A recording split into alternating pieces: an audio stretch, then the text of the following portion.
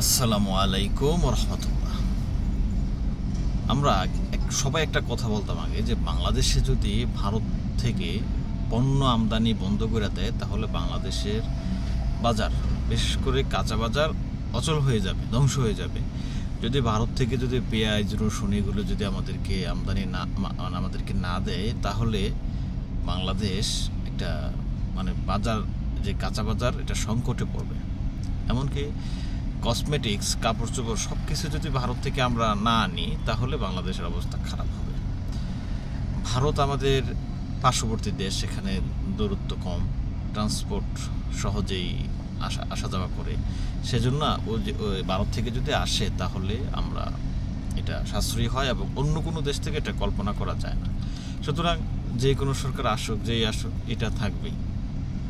এই যে একটা অবস্থা ছিল দেশে, বাংলাদেশে উৎপাদন হয় এগুলিও পর্যন্ত ভারত থেকে আনা হতো, কাগজ থেকে শুরু করে সব কিছু, একদম সুই সুতা থেকে শুরু করে প্লেনের পাসপাতি সব কিছু, যেটা বাংলাদেশে হয় অন্য ভারত থেকে আনার যত সুবিধা, তার থেকে বেশি সুবিধা অন্য জায়গা থেকে আনার, তারপরে ভারত থেকে আনতো, এ ধরনের কাজ হইতো আগে।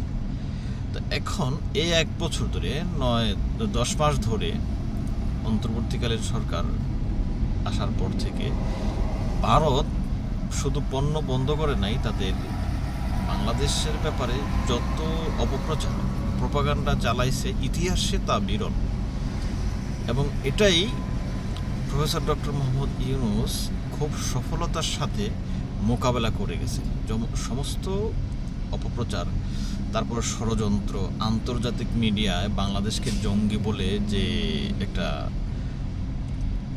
খবর চালাইছিল সেটাও বেচতে গেছে। তারপরে এই আমরা বাংলাদেশ থেকে কোনো পণ্য সেখানে না দেওয়া বা ওইখান থেকে কোনো না আনার পরেও বাংলাদেশের বাজার কিন্তু ধ্বংসের মুখে পড়ে নাই, বাংলাদেশের বাজার ঊর্ধ্বমুখী হয়ে যায় নাই। বরং আমরা দেখতে পাই এই সময়ে এসেও অনেকেই আমরা বলি যে রমজান মাসে একটা সিজন ছিল, সেই জন্য হয়তো দ্রব্যমূল্যের দাম কম ছিল। তো এখনও কিন্তু দ্রব্যমূল্যের দাম নাগালের ভিতরে।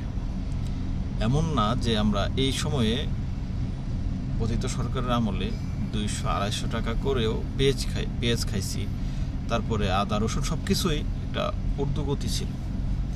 কিন্তু বর্তমানে আমরা সেটাকে খুব ভিন্নভাবে দেখি, সেটার একটা নিয়ন্ত্রণের ভিতরে আছে। তো এই জায়গায় হচ্ছে ডক্টর ইউনূসের সফলতা। এক হচ্ছে ভারতের সমস্ত যে চোখ রাঙানি, সেটাকে চোখে চোখ রেখে জবাব দেওয়া, সেটাকে পাত্তা না দিয়ে দেশকে সামনের দিকে নিয়ে যাওয়া। এবং এই যে দ্রব্যমূল্যের যে একটা হুমকি ছিল, সারা বছর আমরা যে ধারণা করে আসছি সেটাকে একদম কি করে দেওয়া, সেটাকে ভুল বলে ধারণা পাল্টে দেওয়া। তো এই জায়গায় হচ্ছে ইউনূসের সফলতা। হাজারো ব্যর্থতা আছে ডক্টর ইউনূসের, অন্তর্বর্তীকালীন সরকারের, কিন্তু এই জায়গায় সবচেয়ে বড় সফলতা। এবং ভারতকে যে আমরা শত্রু হিসেবে আখ্যায়িত করছি, ভারতকে যে জবাব দিতে পারা, এটা শহীদ প্রেসিডেন্ট জিয়াউর রহমানের পরে বাংলাদেশে এই প্রথম ডক্টর ইউনূস করেছে, অন্তর্বর্তীকালীন সরকার করছে, যেটা অবশ্যই প্রশংসনীয়। হাজারো এবং অনেক নানাবিধ দুর্বলতা আছে, সেগুলো অবশ্যই একটা সিস্টেমে এনে তাদেরকে একটা শাস্তির আওতায় এনে সেটা সংশোধন করতে হবে। যেখানে অন্তর্বর্তীকালীন সরকারের যত সমালোচনা আছে, যত দুর্নীতি হয়, এগুলি আমরা শুনি, সেগুলোকে অবশ্যই প্রাধান্য দিয়ে সেগুলোর ব্যাপারে ব্যবস্থা নিতে হবে।